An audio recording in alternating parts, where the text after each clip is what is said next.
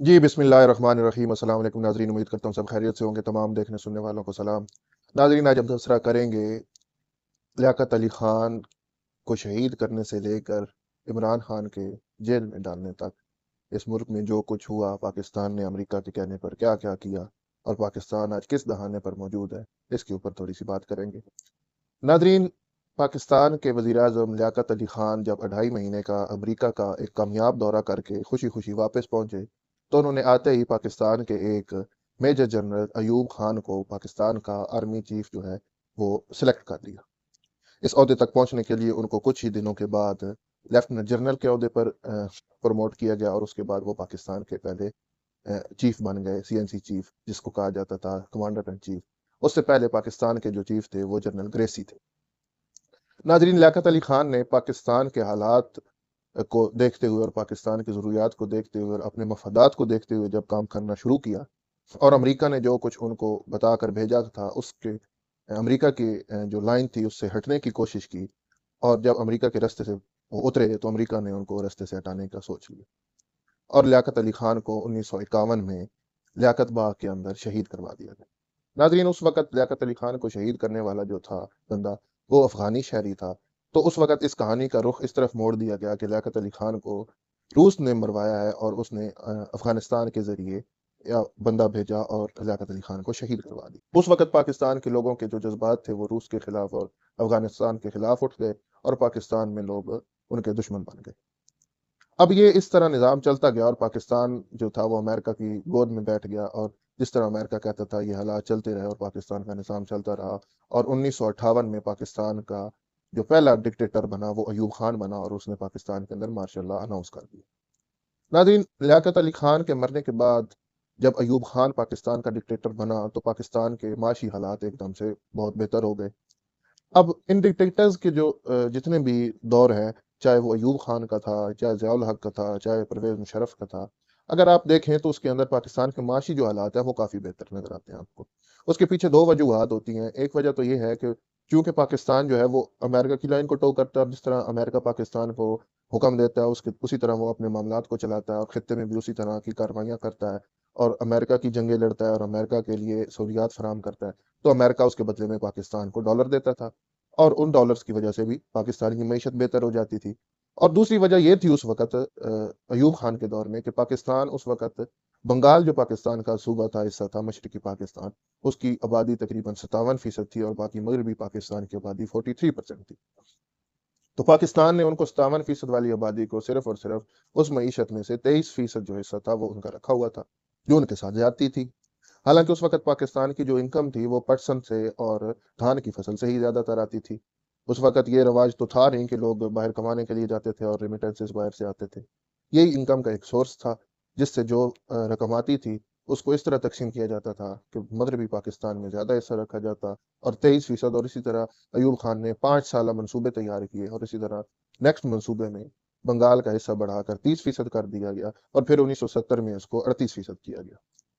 और अब बंगाल के लोगों ने इसको मानने से इनकार कर दिया और 1971 में पाकिस्तान दो हिस्सों में तकसीम हो गया और बांग्लादेश वजूद में आ गया। नाजरीन, जब बांग्लादेश वजूद में आया तो उस वक़्त पाकिस्तान के अंदर जो हुकूमत थी वो उस वक़्त हुकूमत का जो लालची बंदा था वो था जुल्फ़िकार अली भुट्टो। जुल्फ़िकार अली भुट्टो ने उस वक़्त याहिया खान के साथ मिलकर ये सारा प्लान तरतीब दिया और पाकिस्तान को दो हिस्सों में तकसीम करने की राह को हमवार किया। जब उस वक़्त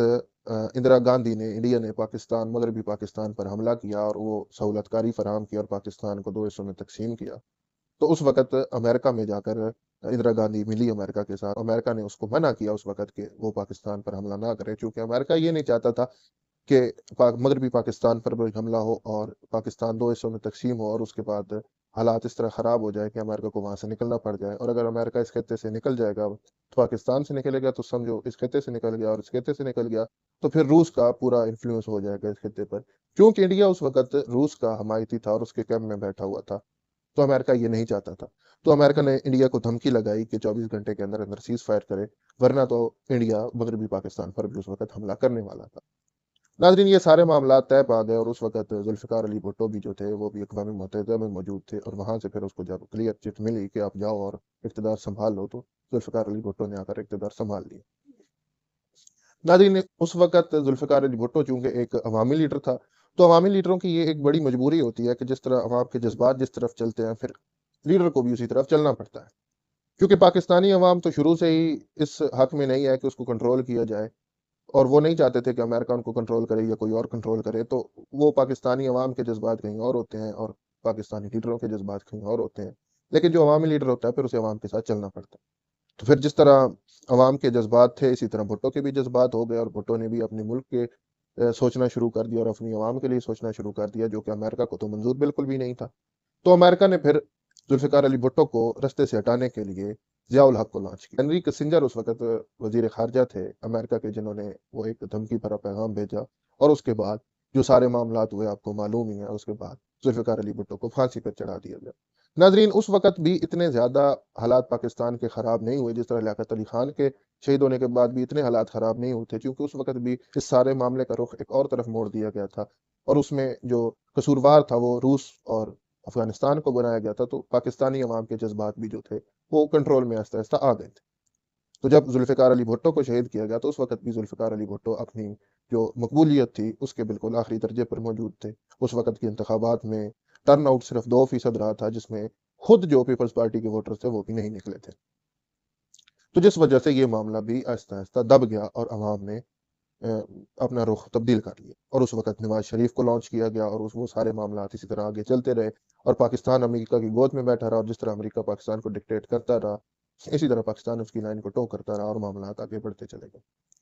ناظرین یہ معاملہ جب ضیاء الحق تک پہنچا تو ضیاء الحق نے بھی ایک وقت پہ آ کر اپنی قوم اور ملک کا سوچنا شروع کیا، اور پاکستان میں ایک مذہبی اور دینی ٹچ دینا شروع کر دیا، اور پاکستان کو ایک اسلامی ریاست بنانے کی طرف چل پڑا۔ تو جب امریکہ کو یہ سمجھ آئی کہ اب ضیاء الحق بھی ہمارے ہاتھ سے نکل چکا ہے، تو پھر انہوں نے ضیاء الحق کو بھی شہید کروا دی، اور اس کے بعد ڈکٹیٹرشپ آ گئی مشرف کے پاس، اور پاکستان کے اوپر مشرف جب مسلط ہوا اور اس نے افغانستان کی جو جنگ امریکہ نے لڑنی تھی اس میں اس کا کردار ادا کیا اور امریکہ کا ساتھ دیا، اور پھر ڈالرز کی بھرمار ہونا شروع ہو گئی، اور پاکستانی معیشت پھر سے بہت اوپر چلی گئی اور اچھی ہوگی، اور اس وقت عوام یہ سوچنے شروع ہو گئی کہ جب بھی کوئی ڈکٹیٹر آتا ہے تو پاکستانی حالات بہت بہتر ہو جاتے ہیں۔ حالانکہ اس کے پیچھے بہت زیادہ پاکستان کو پے کرنا پڑتا ہے، جان کی صورت میں، مال کی صورت میں۔ پاکستان نے معاشی طور پر بہت زیادہ نقصانات اٹھائے، اور جانی نقصانات بھی بہت زیادہ اٹھائے امریکہ کی جنگ لڑتے لڑتے۔ ناظرین بے نظیر بھٹو کو پھر ایک دفعہ لانچ کیا گیا پاکستان کے اندر، اور امریکہ نے اس کو ڈکٹیٹ کر کے بھیجا، لیکن جب بے نظیر بھٹو پاکستان میں پہنچی اور اس نے جب عوامی جذبات کو دیکھا تو انہوں نے اس وقت کچھ انٹرویو دیے جس سے صاف سے یہ ظاہر ہو رہا تھا کہ بے نظیر بھٹو جو ہے وہ اب عوام کی لائن پر چلے گی، نہ کہ امریکہ کی لائن پر۔ حالانکہ اس وقت انہوں نے اپنے بیانات میں اور اپنی تقریروں میں، جو انہوں نے اس وقت چیف جسٹس جو پاکستان کے تھے ان کے گھر کے سامنے ایک جو ان کا جلسہ ہوا، تو اس میں انہوں نے ایک بیان یہ بھی دیا کہ اب میں پاکستان اور اپنی قوم کی خدمت کے لیے یہاں پر آئی ہوں، اور مرد دم تک، اپنے آخری سانس تک اپنے ملک اور قوم کی خدمت کروں گی۔ تو یہ باتیں امریکہ کو اچھی نہیں لگی، اور امریکہ نے دوبارہ ایک گھنونی چال چلی اور بے نظیر بھٹو کو شہید کروا دیا۔ اب اس وقت عوامی جذبات جو تھے وہ بہت زیادہ جڑے ہوئے تھے بے نظیر کے ساتھ، جس کی وجہ سے معاملات خراب ہو گئے، اور سندھ کے اندر تقریباً 22 کے قریب ریلوے اسٹیشن تھے جن کو جلا کر خاک کر دیا گیا، اور تقریباً 200 کے قریب ریلوے انجنز کو جلایا گیا، بہت سے بے شمار جو بینک تھے ان کو لوٹا گیا، بچیوں کے ساتھ ریپ ہوئے، اور جو معاملات تھے سندھ کے اندر وہ بہت زیادہ خراب ہو گئے، اور پنجاب کے کچھ علاقوں میں بھی اسی طرح کے حالات تھے۔ آصف علی زرداری صاحب، ویسے تو انہوں نے پاکستان کے لیے کوئی اچھا کام نہیں کیا، لیکن انہوں نے وہ ایک اچھا کام کیا کہ انہوں نے قوم کو متحد کیا، پاکستان کھپے کا نعرہ لگا کر، اور پاکستانی عوام کے جذبات کو ایک دفعہ پھر کنٹرول میں کر لیا، اور اس کے بعد یہ معاملات اسی طرح چلتے رہے، اور پاکستان امریکہ کے ساتھ چلتا رہا، اور امریکہ پاکستان کے ساتھ چلتا رہا، اور جس طرح امریکہ کہتا تھا پاکستان وہی کرتا گیا۔ شمالی وزیرستان میں آپ حالات دیکھ لیں، اس کے علاوہ بلوچستان میں حالات دیکھ لیں، جہاں جہاں جو امریکہ نے حکم دیا پاکستان اس کی تکمیل کرتا گیا۔ پاکستان میں ایک اور لیڈر ابھرا جس کو عمران خان کے نام سے جانا جاتا ہے، تو عمران خان نے عوام کی جو پلس تھی اس کو ریڈ کیا اور عوام کے ساتھ کھڑا ہو گیا، جس کا نتیجہ پاکستان کی معیشت کی ڈوبنے کی صورت میں بھی نکلا۔ امریکہ نے ڈالرز دینا بالکل بند کر دیے، امریکہ کا افغانستان سے انخلاء ہو گیا، امریکہ بہت زیادہ ناراض ہو گیا پاکستان کے ساتھ، کیونکہ پاکستان اب امریکہ کی لائن ٹو نہیں کر رہا تھا۔ پاکستان کے جو خارجی معاملات تھے وہ تبدیل ہو چکے تھے، اور امریکہ یہ سمجھ رہا تھا کہ اب پاکستان میرے ساتھ موجود نہیں ہے، تو امریکہ نے بھی ڈالر دینے بند کر دیا، اور پاکستانی معیشت جو ہے وہ ایک دفعہ پھر ڈپ کر گئی اور بہت حالات خراب ہو۔ اس کے بعد یہ سارا سائفر والا معاملہ ہوا، اور یہ سارے معاملات آپ کو معلوم ہی ہیں۔ اس کے بعد عمران خان نے للکارنا شروع کر دیا امریکہ کو بھی، اور اس کے جو یہاں پر ہواری موجود تھے ان کو بھی، اور اس کا نتیجہ یہ نکلا کہ عمران خان کو اٹھا کر جیل میں ڈال دیا گیا، اور امریکہ کے بتائے ہوئے جو رستہ تھا اس کے اوپر پاکستان نے چلنا شروع کر دیا۔ ناظرین، پاکستان کے اندر اس وقت حالات پھر سے خراب ہونے کی طرف جا رہے ہیں۔ پاکستان کے اندر اس وقت پھر ایک مقبول ترین لیڈر موجود ہے، لیکن اس دفعہ حالات کچھ پہلے سے مختلف ہیں، چونکہ اس دفعہ جو لیڈر موجود ہے اس وقت عوام، پورے ملک کی عوام اس کے ساتھ ہے۔ اس دفعہ معاملہ ایک آدھ صوبے کا نہیں ہے، اس دفعہ ہر صوبے میں لوگ عمران خان کے ساتھ جڑے ہوئے، اور اس دفعہ عمران خان کو دوبارہ اگر بے نظیر بھٹو، ذوالفقار علی بھٹو یا لیاقت علی خان بنانے کی کوشش اگر کی گئی تو حالات بالکل بے قابو ہو جائیں گے۔ یہ تو ایک ایسا کھولتا ہوا لاوا ہے جس کے اوپر اس وقت پاکستان پورا بیٹھا ہوا، اور اگر اس کو ٹھنڈا کرنے کی کوشش نہ کی گئی اور اس کے اوپر پانی نہ ڈالا گیا اور معاملات کو سمیٹنے کی کوشش نہ کی گئی تو یہ لاوا پھٹ گیا تو یہ بہت بڑی تباہی لے کر آئے گا۔ ناظرین، اس وقت جو پاکستان کے کرتا دھرتا ہیں ان کو یہ سوچنا ہوگا اور اس طرف ان کو آنا ہوگا کہ وہ اس ملک کو اور کتنی تباہی کی طرف لے کر جانا چاہتے ہیں۔ کیا وہ اس ملک کے حالات کو بہتر نہیں کرنا چاہتے؟ کیا وہ ایک عوامی لیڈر کو اس طرح بند کر کے، یا پہلے کی طرح اس کو جس طرح پہلے مارا گیا عوامی لیڈروں کو اس طرح مار کر کیا اس سارے معاملے سے نکل جائیں گے؟ تو اس دفعہ یہ ممکن نظر نہیں آ رہا۔ اس دفعہ جو معاملات پیش آئیں گے وہ کسی کے بھی کنٹرول میں نہیں رہیں گے۔ تو ہمارے کرتاؤں دھرتاؤں کو، پاکستان کے جو ہے ان کو یہ سوچنا پڑے گا کہ اب معاملات کو سمیٹنے کی طرف آنا چاہیے، اور اس معاملات کو جو ہے وہ بہتر طریقے سے حل کرنے کی ضرورت ہے۔ ناظرین، اگلی ویڈیو تک مجھے اجازت دیجیے۔ چینل کو لائک کریے، شیئر کریے، سبسکرائب کریے۔ اللہ نے